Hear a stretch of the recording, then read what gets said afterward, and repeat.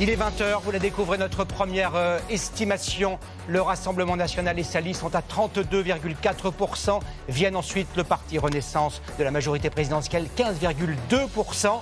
Place publique, le Parti socialiste, 14,3%. Et vous voyez la liesse du côté du quartier général de Jordan Bardella. Nous allons avoir les estimations des autres partis. Les autres partis qui arrivent ensuite, vous le voyez, en quatrième position, la France Insoumise avec 8,3%, suivi des Républicains, 7%.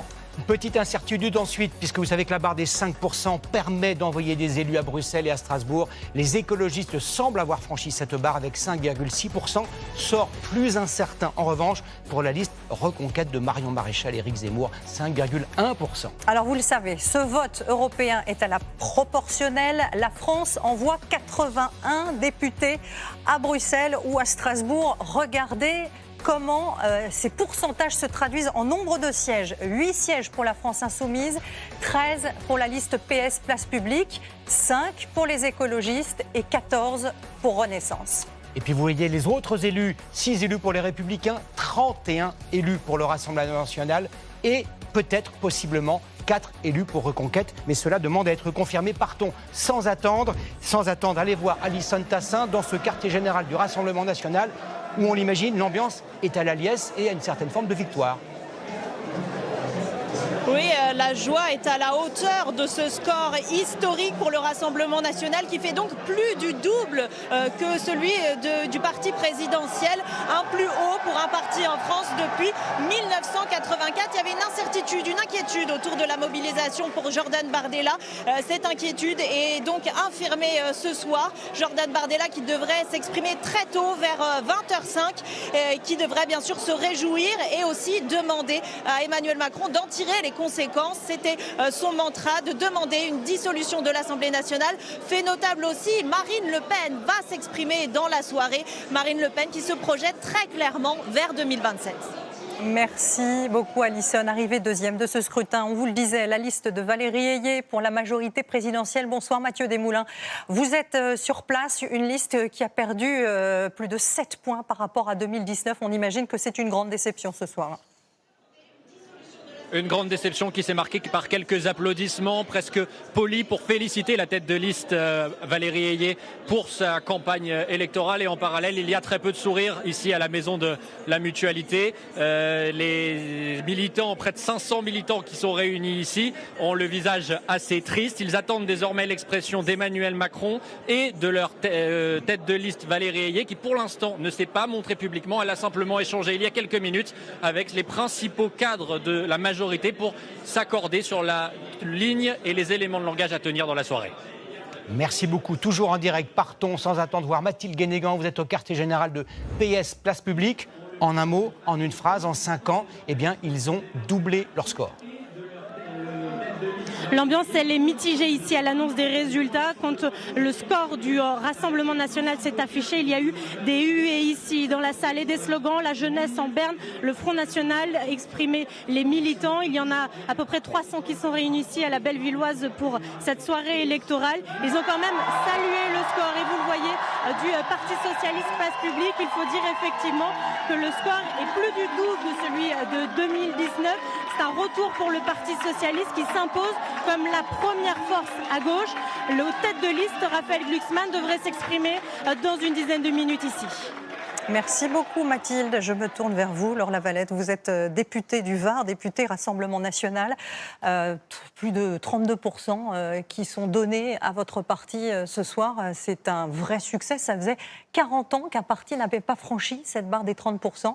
Comment vous expliquez cette formidable dynamique ? Je remercie déjà les millions de Français, évidemment, qui ont donné leur suffrage à la liste de Jordan Bardella, ceux qui l'ont fait pour la première fois aussi. Et vous le disiez, les Français ont plébiscité, je crois, ce soir, l'identité, la souveraineté, la sécurité, l'arrêt de l'immigration tel que Bruxelles nous l'impose. Ils ont plébiscité la juste concurrence pour nos agriculteurs et ils ont dit un grand non à l'Europe d'Emmanuel Macron, à ce Green Deal, à la décroissance. Ils ont dit oui à leur pouvoir d'achat et vous avez raison, ils l'ont dit de façon majeure, claire. 40 ans qu'on n'avait pas eu un score pareil pour un mouvement national et 40 ans aussi qu'il n'y a pas eu une telle participation. Je pense que ça donne une légitimité évidemment très forte à la liste de Jordan Bardella. Ça oblige, on prend ça avec évidemment beaucoup d'humilité, mais les Français ont envie d'espoir, de changement, et je veux leur dire ce soir qu'effectivement, d'avoir porté Jordan Bardella à cette place-là, ils ont franchi la première marche qui mènera sûrement le projet de redressement et Marine Le Pen à l'Élysée. Olivier Faure, c'est la troisième fois, 3 élections européennes successives que le Rassemblement national, autrefois. Attendez, je crois que Jordan attendons. Bardella est en train de prendre la parole. Nous reviendrons vers vous, évidemment. Merci. Mes chers compatriotes, de métropole, d'outre-mer et de l'étranger, en permettant au Rassemblement national de dépasser les 30% des voix, les Français ont rendu leur verdict, et celui-ci est sans appel. Nous accueillons ce résultat avec humilité, avec gravité et avec un esprit empreint d'une très haute responsabilité. Dans un scrutin où le pouvoir aura jeté toutes ses forces dans la bataille, et ce jusqu'au président de la République, nos compatriotes ont exprimé ce soir une volonté de changement, mais aussi un chemin pour l'avenir. Ce message clair adressé à Emmanuel Macron et aux dirigeants européens marque la détermination de notre pays de voir l'Union européenne changer d'orientation pour aller vers davantage de démocratie, de protection, de considération pour les peuples d'Europe. Ce soir, un vent d'espérance s'est levé sur la France et il ne fait que commencer. Par ce score historique accordé au Rassemblement national, les Français ont exprimé leur attachement à la France, à sa souveraineté, à son identité, à sa sécurité et à sa prospérité. Par-delà leur soutien à une Europe des nations, les Français ont plébiscité ce soir la reprise en main de notre politique migratoire, le retour de l'autorité de l'État sur chaque mètre carré du territoire, la préservation de leur pouvoir d'achat, la défense de nos emplois, de nos industries et de nos agriculteurs face à la concurrence déloyale. Ces priorités sont celles que porteront les députés européens patriotes élus ce soir à mes côtés dans la continuité du travail de Marine Le Pen et de nos parlementaires à l'Assemblée nationale et au Sénat. L'écart inédit entre la majorité présidentielle et le premier parti d'opposition traduit ce soir un désaveu cinglant et un rejet clair de la politique conduite par Emmanuel Macron et son gouvernement. Le président de la République ne peut rester sourd aux messages envoyés ce soir par les Français. En premier lieu, il doit renoncer à l'agenda qu'il s'apprêtait à mettre en œuvre.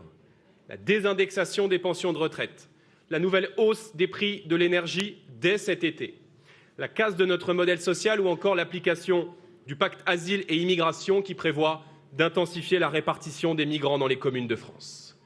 Emmanuel Macron est ce soir un président affaibli, jusqu'ici privé de majorité absolue à l'Assemblée et désormais rétréci dans ses moyens d'action au sein du Parlement européen. Sous peine de persévérer dans une impasse démocratique, le président de la République doit choisir de s'en remettre à l'esprit des institutions. Nous lui demandons solennellement de prendre acte de cette nouvelle donne politique, d'en revenir au peuple français et d'organiser de nouvelles élections législatives. Cette déroute sans précédent pour le pouvoir en place marque la fin d'un cycle et le jour 1 de l'après-Macron qu'il nous appartient de bâtir. J'adresse aux militants du Rassemblement national l'expression de ma reconnaissance pour leur engagement sans faille. À tous les Français qui nous ont fait l'honneur de leur soutien, en nous confiant l'éminente responsabilité de préparer l'alternance, je veux leur adresser ma gratitude. À tous, je veux dire qu'avec Marine Le Pen, notre ambition dépasse celle d'un simple parti politique. Notre volonté est de rassembler tous les Français désireux d'engager le redressement de la nation et de permettre à la France de renouer avec l'espérance.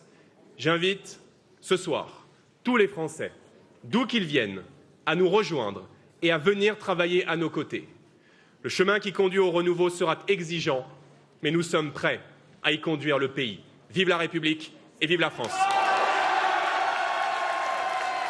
Voilà donc pour cette allocution du parti vainqueur de la liste vainqueur de ces élections européennes. Bonsoir Rachida Dati. Bonsoir. Vous êtes ministre de la Culture, vous n'êtes pas dans le parti des vainqueurs ce soir. Est-ce que vous entendez Jordan Bardella qui dit « Un vent d'espérance s'est levé aujourd'hui sur la France ».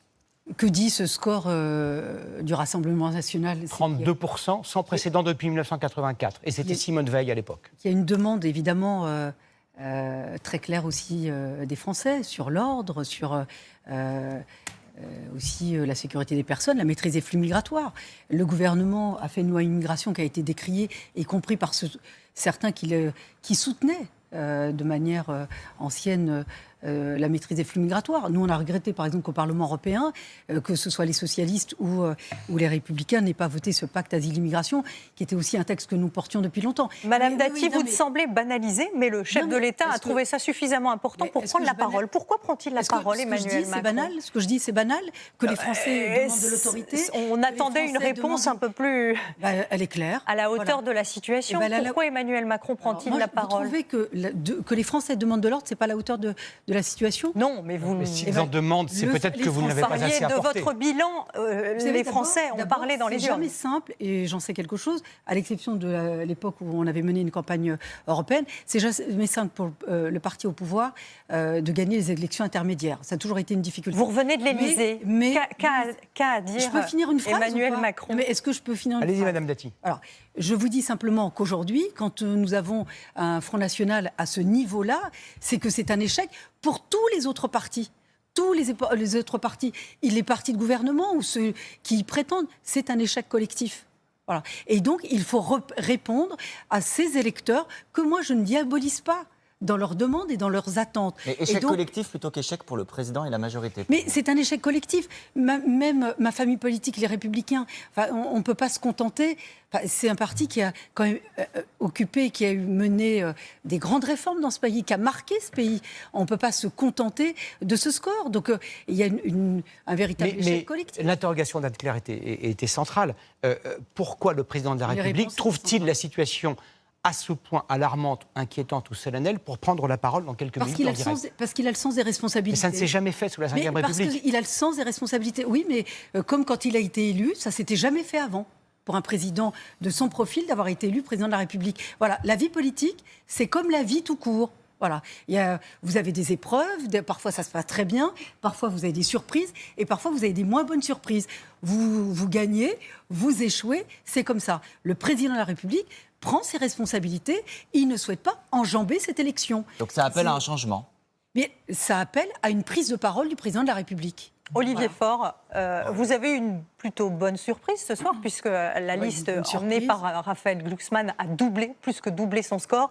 Et en même temps, un Front National, un Rassemblement National à plus de 30%, ça vous inspire quoi? Votre échec aussi, à vous, la gauche? Vous venez de dire l'essentiel. On a un score pour l'extrême droite qui est inédit.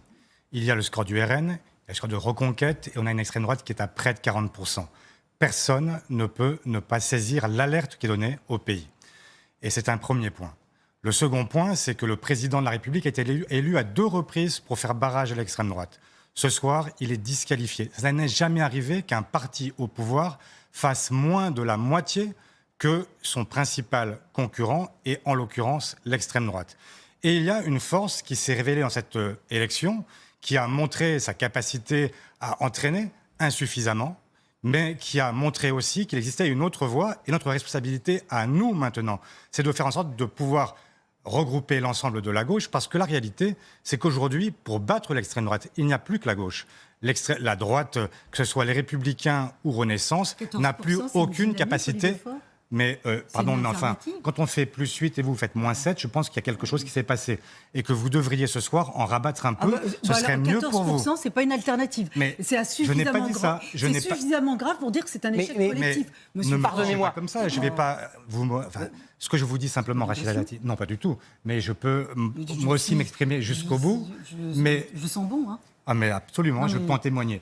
Mais ce que je dis, c'est que ce soir, il y a une nécessité pour la gauche de se retrouver, une nécessité pour faire en sorte de faire barrage et de pouvoir offrir un autre espoir. Parce que la question n'est plus simplement de traiter l'extrême droite de fasciste, ça ne suffit plus. Ce qu'il faut, c'est un discours qui soit un discours clair, revenir sur la réforme des retraites, revenir sur tout ce qu'il y a sur la réforme de l'assurance chômage. ne pas laisser ceux qui ont exprimé leur colère, leur désarroi, leur Et exaspération une par rapport dissolution, à comme l'a dit pouvoir. Jordan Bardella il y a Mais quelques instants. laissez-moi finir pour vous dire que tout cela, il faut l'entendre. Il y a des gens aujourd'hui qui sont désespérés et qui l'ont exprimé à travers un bulletin qui est celui de l'extrême droite. Ce que la gauche doit faire aujourd'hui, c'est montrer qu'elle peut être source d'espérance, qu'elle peut permettre à tout le monde de vivre mieux. C'est ce que nous n'avons pas su faire jusqu'ici à un niveau suffisant et c'est la raison pour laquelle nous ne sommes pas au niveau de l'extrême droite. Mais c'est notre devoir de revenir et de travailler à cela. Mathilde Panot, vous acceptez... Non, mais attendez, non, Mathilde Panot Madame ne s'est pas Dati, encore non. exprimée. Mathilde Panot ne s'est pas encore exprimée. Oui, Madame c'est- Dati, s'il vous plaît. Non, mais est-ce qu'ils vont revenir avec la NUPES?